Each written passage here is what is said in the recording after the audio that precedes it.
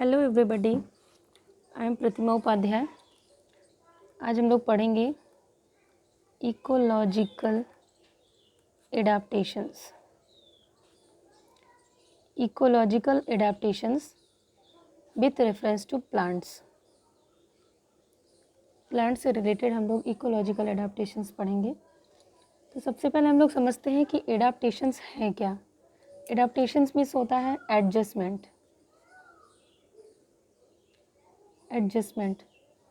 Adjustment plant अपने आप को एडजस्ट करता है किसी भी चीज़ के हिसाब से, तो उसको बोलते हैं एडाप्टेशंस।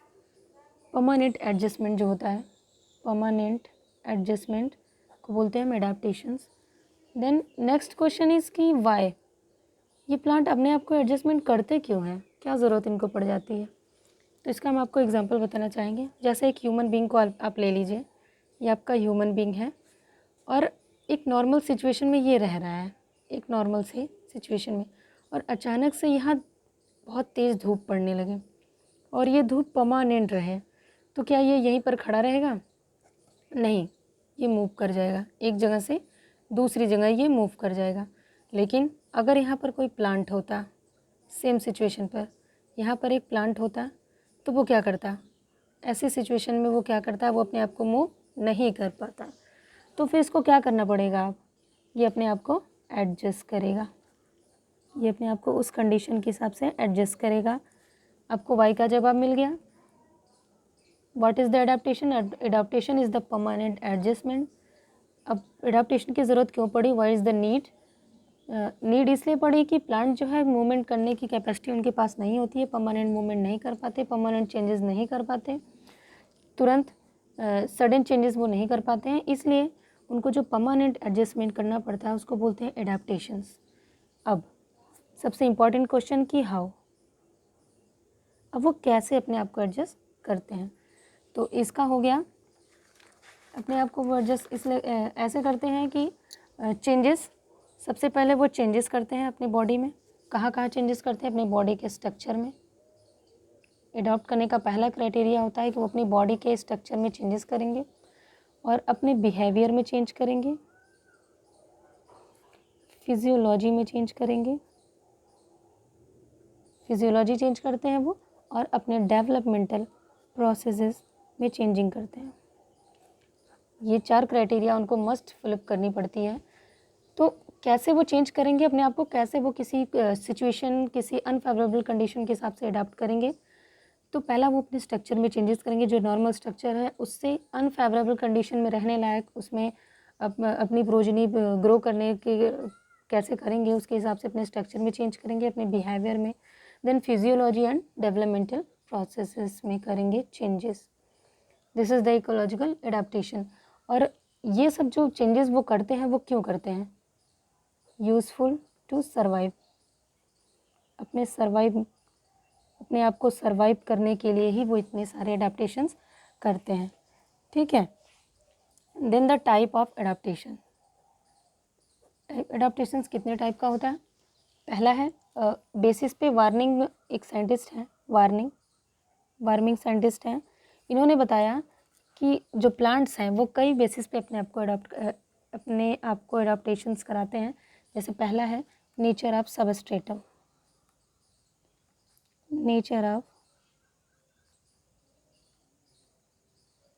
Nature of substratum. अब जरा देखते हैं सबस्ट्रेटम क्या होता है। सबस्ट्रेटम होता है बेस, जहाँ पे प्लांट ग्रो करता है, एक ऐसा बेस जहाँ पे प्लांट ग्रो करता है।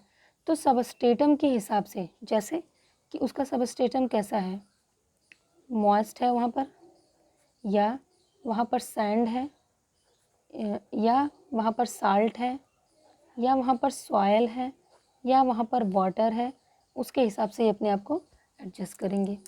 अलग अलग प्लांट का अलग अलग टाइप होता है। जैसे सैंड में दूसरे टाइप का प्लांट ग्रो होगा, उसकी अलग बिहेवियर होगा, उसका अलग स्ट्रक्चर होगा। साल्टी एरिया में अलग होंगे, जो नॉर्मल क्ले सॉयल वगैरह में यूज़ होते हैं वो अलग हैं। दूसरा हम देखते हैं, दूसरा जो है वो है requirement of light intensity. Requirement of light intensity. Plant अपने आप को लाइट इंटेंसिटी के हिसाब से भी एडजस्ट करता है। जैसे एक प्लांट है, सबसे ज़्यादा उसको पूरा सनलाइट चाहिए, डे प्लांट है।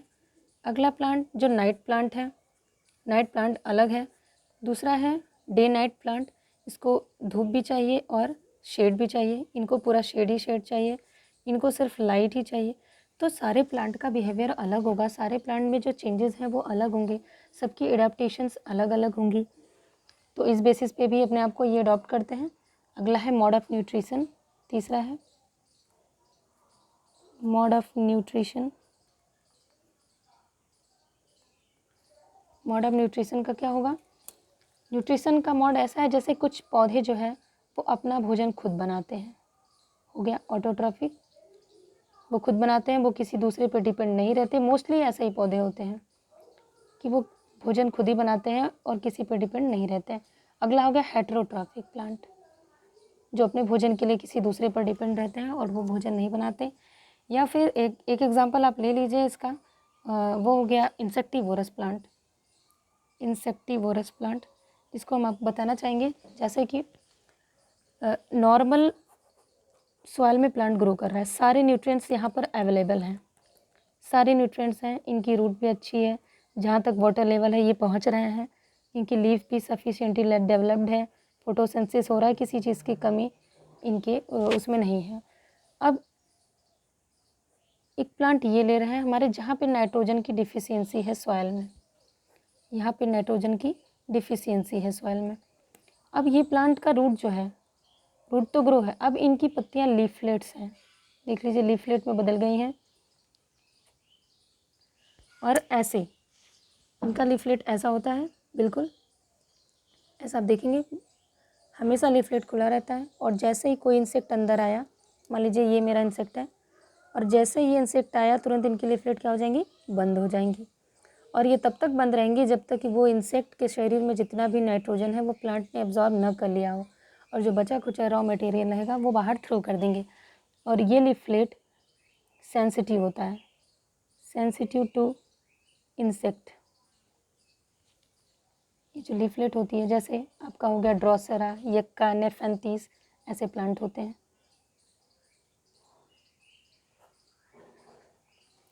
अब अगला जो है अडॉप्टेशंस है, फोर्थ है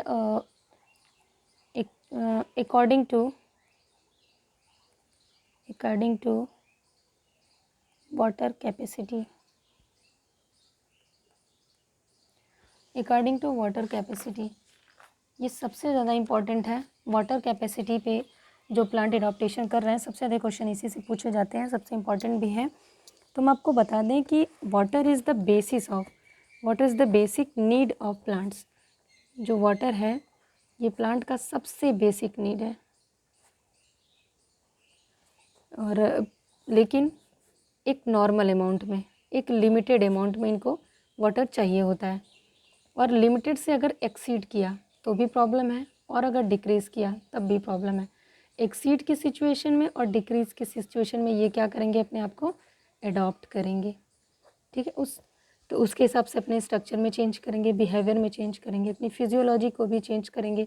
देन सबसे बाद में क्या होगा कि इनका जो डेवलपमेंटल प्रोसेस है वो भी पूरा चेंज हो जाएगा। तो इसके हिसाब से अच्छा, आप ज़रा देख लीजिए कि जो water exceed, water locking condition के प्लांट्स हैं और जो वाटर डिफिशियंसी के प्लांट हैं, हम आपको दिखाना चाहेंगे। यहाँ पे एक नॉर्मल प्लांट हम ले रहे हैं, ये नॉर्मल सॉइल का प्लांट है जहाँ पे वाटर ना बहुत ज़्यादा है और ना बहुत कम है।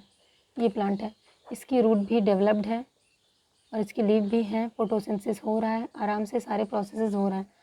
अब मैं दिखा रही हूँ यहाँ वाटर की स्कार्सिटी हो गई, अगर यहाँ पे वाटर कम हो गया या फिर यहाँ पे वाटर ज़्यादा हो गया, यहाँ पे एक्सीड कर गया, फिर क्या होगा? अब देखिए ये पानी पानी हो गया, सब भर गया है। अब आप क्या करेंगे? इस नॉर्मल, अगर इस सिचुएशन में प्लांट को रखेंगे तो ये क्या होगा? सूख जाएगा, इसकी रूट किसी काम की नहीं है, पूरा पानी भर जाएगा, जहाँ पे स्टोमाटा वगैरह होगा वहाँ से पानी बॉडी में चला जाएगा और कुछ दिन बाद प्लांट जो है वो सड़ जाएगा। तो इसमें अडॉप्ट करने के लिए प्लांट ने अपने अंदर क्या चेंजेस लाए होंगे? पहले तो वो ये सीखा होगा कि वो तैरना सीख जाए। जैसे आपको पानी में अगर रहना हो परमानेंट, जैसे मछलियाँ हैं या कोई भी है, तो वो पहले क्या करता है, अपने आप को तैरना सीखता है। इनको तैरना है, और किसी प्लांट को पानी में तैराने के लिए क्या करेंगे आप, पहले इसकी बॉडी को हल्का बनाएंगे, तो इसकी बॉडी हो जाएगी स्पंजी। सबसे पहले चेंजेस होंगे कि इनकी बॉडी जो है स्पंजी हो जाएगी, आयरन कायमा आ जाएंगे, हवा भरा रहेगा अंदर। दूसरा है इनका स्टेम जो है इलास्टिक हो जाएगा, लचीला हो जाएगा, डेलिकेट। जो स्टेम इरेक्ट होता था, अब ये डेलिकेट हो जाएगा, एकदम लचीला, ताकि किधर भी पानी का फ्लो हो और ये अपने आप को मूव करा सके। ऐसा नहीं कि पानी का फ्लो हो और ये एकदम स्ट्रॉन्ग है और टूट जाए बीच से। और इनकी पत्तियाँ बहुत छोटी छोटी होती हैं, बहुत बड़ी डेवलप्ड नहीं होती हैं। इन रेयर केस ये डेवलप्ड होती हैं। और इनकी रूट्स बिल्कुल भी डेवलप्ड नहीं होती हैं, ज़्यादातर इनकी एडवेंटिशियस रूट्स होती हैं, और वो बस ऐसे ही अपने आप को सबस्टेम से अटैच करने के लिए या फिर फ्लो से थोड़ा सा रुकने के लिए ही ये यूज़ होती हैं। अब हम आते हैं स्कार्सिटी की वजह से। अब ज़रा सोचिए कि अगर ज़मीन में स्कार्सिटी, पानी की कमी हो गई, तो क्या हो सकता है प्लांट में चेंजेस। सबसे पहले तो प्लांट सोचेगा कि अपने वाटर को, ये प्लांट वाटर को जो है स्टोर करके रखे, ज़्यादा इवोपोरेट ना करे, ज़्यादा इवापोरेट ना करे। इसके लिए क्या करेगा, पहले तो जड़ इतना नीचे तक पहुंचाएगा जहाँ तक पानी का लेवल हो। सूखा है यहाँ पर तो पानी का लेवल बहुत नीचे होगा। इनकी जड़ें वेल डेवलप्ड होती हैं, एकदम प्रोमिनेंट जड़ होती है, और इनको फोटोसिंथेसिस तो करना है लेकिन इनको ट्रांसपिरेशन नहीं करना है। तो ये अपनी पत्तियों को क्या करेंगे, अपनी स्टेम को पत्तियों में बदल देंगे, और इनकी पत्तियाँ कांटों में बदल जाती हैं। न पत्ती रहेगी, न इवापोरेशन होगा। ये पानी को बचाने का काम करते हैं ज़्यादातर। और ये जो इनकी पत्तियां हैं इतनी मांसल होती हैं, बाहर से स्ट्रांग होती हैं, अंदर ये अपना फूड बचा के रखते हैं कि मान लो कभी कंडीशन में फूड नहीं बना पाए तो ये अपना फूड अपने ही एब्जॉर्ब कर लेते हैं। और ये पानी भी स्टोर करके रखते हैं अपना, कि कभी कैसी सिचुएशन आए कि हमें बिल्कुल ही पानी ना मिले, खाली मॉइस्चर का भरोसा रहे, तब भी ये अपने लीफ के अंदर के जो पानी है उसको एब्जॉर्ब कर लेते हैं। तो ये आपने चेंजेस देख लिए कि इनके स्ट्रक्चर में, इनके स्ट्रक्चर में कितना चेंजेस है। और जो वाटर स्कार्सिटी वाले प्लांट्स हैं, इनका खाली प्रॉब्लम इतना ही नहीं है कि इनको पानी बचाना है या इनको जीवित रहना भी प्रॉब्लम है। अगर ये सुंदर रहेंगे, ठीक ठाक रहेंगे इन प्लांट्स की तरह, तो रेगिस्तान में हो सकता है कि खाने की कमी है तो कोई इनको उखाड़ के खा भी सकता है। इसलिए जितना आप मरुस्थली रेगिस्तानी प्लांट्स देखेंगे, सब में लीव्स क्या होती है, थॉर्न में बदल जाती हैं। ये अपने सेल्फ डिफेंस के लिए थॉर्न का प्रयोग करते हैं, सेल्फ डिफेंस के लिए, खुद को बचाने के लिए ये थॉर्न का प्रयोग करते हैं। तो ये हो गया आपका according to water capacity. Thank you. आपको मेरी वीडियो कैसी लगी ज़रूर बताइएगा।